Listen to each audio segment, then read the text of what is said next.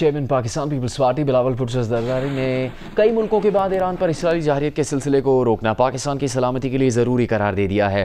कौमी असम्बली से खिताब में बिलावल भुट्टो जरदारी ने कहा कि इसराइल फ़लस्तीनियों, लबनान और यमन के बाद अब ईरान के ख़िलाफ़ भी आ गया। अगर हम भी नहीं बोले तो उस वक्त बोलने वाला कोई नहीं होगा जब ये हमारे खिलाफ आएंगे।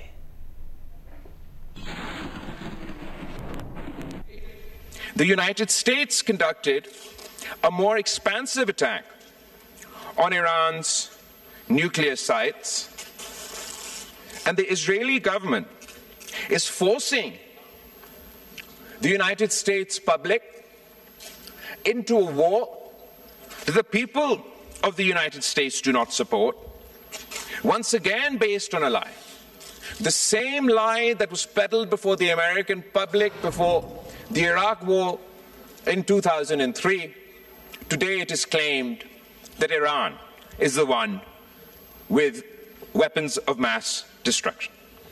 We strongly and vociferously condemn the US strikes, and I call on the government to mobilize their foreign minister, who should try and create a group of like-minded foreign ministers who not only oppose this conflict, but who are at risk, severe risk to themselves, their people, if heaven forbid any of these strikes on nuclear facilities were to result.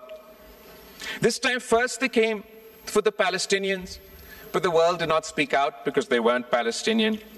Then they came for the Lebanese, but we did not speak out because we were not Lebanese. And then they came for the Yemenis, but we did not speak out because we're not from Yemen. And now they have come for Iran. If we do not speak out, Mr. Speaker, there will be no one left when they come for us. The Israeli regime's aggression across the region must be stopped.